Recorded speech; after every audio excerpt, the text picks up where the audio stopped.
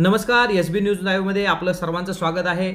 ठाणे लोकसभेचे शिवसेना उमेदवार नरेश म्हस्के यांची नवी मुंबई उपनगरात भव्य प्रचार रॅली।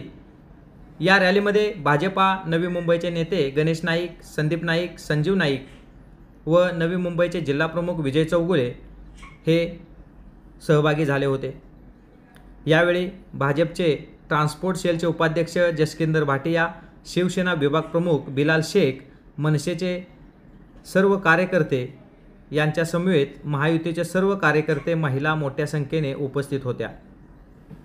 ही रॅली घनसोली, रबाळी, कोपरखैरणे, वाशी, तुर्भे या उपनगरांमधून मोठ्या उत्साहात काढण्यात आली। ही रॅली सर्व चौकांमधून जात असताना ठिकठिकाणी उमेदवार नरेश म्हस्के यांचे महिला शिवसैनिकांतर्फे औक्षण करण्यात आले। SB न्यूजसाठी संजय पाटील, नवी मुंबई।